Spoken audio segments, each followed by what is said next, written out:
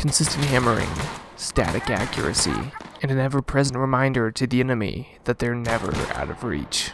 Hi, Six Snipes here, and I've returned from the darkness of the internet to bring you guys the second of the two snipers released in Operation Cold Blood. This probably comes later than what you would have expected given the fact that I was sick, adding an extra layer to the irony of the term. But now that I'm mostly good now, I'm ready to kick the content scale into gear. Talking to you today about the M110, I am Six Snipes and you're watching Gun Guide.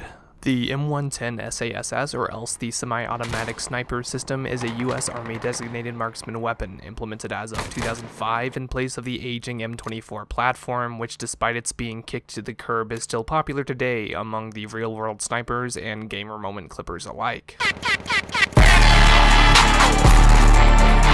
Oh baby, a triple!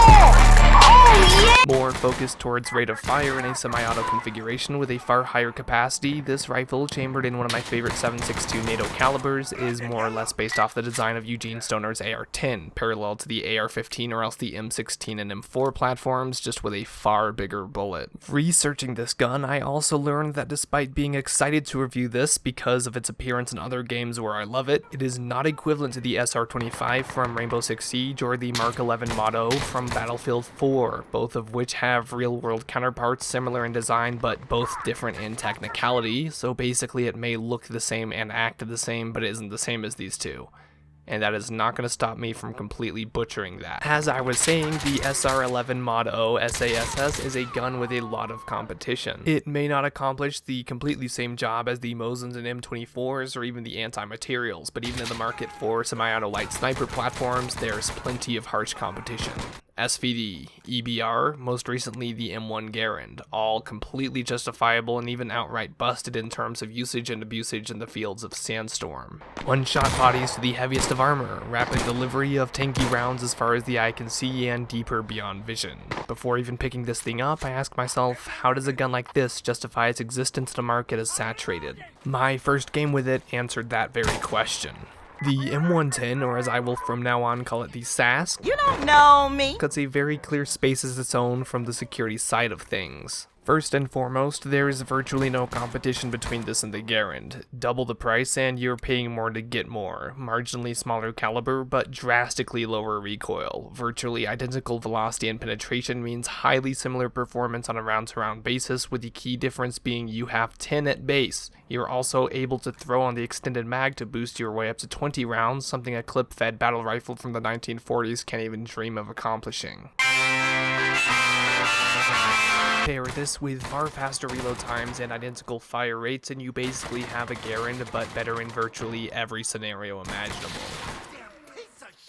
Which leads me into my main point, because my hunch is these two guns aren't even designed to stack up. In fact, I would contend that the SASS is implemented as a direct counter for security to the Insurgent's infamous SVD. Powerful, precise, and case-in-point rapid, the SVD is a lot like the SASS. Identical capacity on both standard and extended magazines, identical price, incredibly similar recoil patterns, caliber, everything down to velocity and penetration only being hairs away from each other means that mechanically speaking, one's a clone of the other.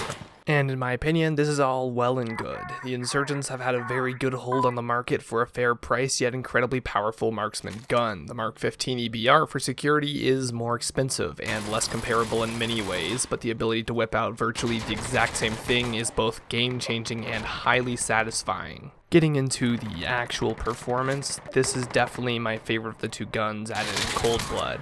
It is clean and functional too. I complain about the hit reg of the Garand in some cases, as well as lackluster penetration despite what the stats say, but I suffered no issues on either front armed with this.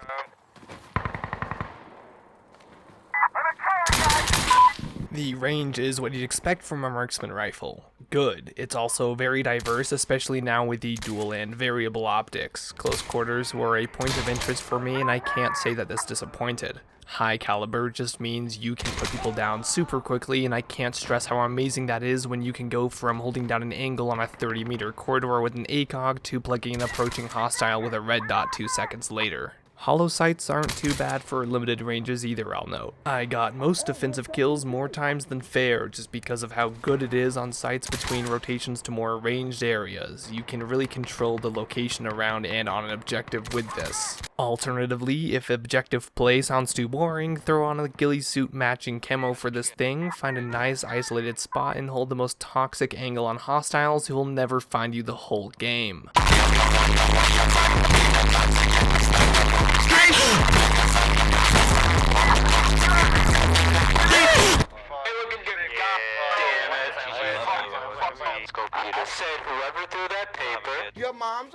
I found myself firing from a standing position a lot, but I can't stress how useful a bipod is if you can afford it. If that's not your style, I as always fielded the reload grip, however I find that it is far less useful given how seldom you really need to reload something with 20 rounds that all one shot to center mass. Instead, I, for the first time in Gun Guide, can actually say I prefer the recoil grip. The jitter on this thing may be less than other snipers, but at such a rapid rate it can really stack up and get you killed, so I can't say it's a bad investment. Use caution though, because that pleasant optic, extended magazine, and muzzle attachment do mean you'll be running the tightest you've ever been on equipment credits in recent memory. That being said, the suppressor is just a must-have sometimes, even if it does murder my budget and barrel profile. And that's just about all I have to say about the SASS. Very potent just about anywhere and everywhere. Persistently defensive on some of the harshest angles and operable at some of the greatest of ranges. Far be it from redundant and next door neighbor to a sniper's necessity. At this point in the video, I'll thank you all for watching all the way through. It seems like NWI does a very good job of adding guns that I'm a huge fan of. Maybe I'll just write a wish list for future content. Stay tuned to the channel because I'll be posting an update on my thoughts on Operation Cold Blood and its launch as a whole soon. Until then, I'm Six Snipes. This is the M110 SASS. You've been watching Gun Guide. I'll be killing you out there in cold blood.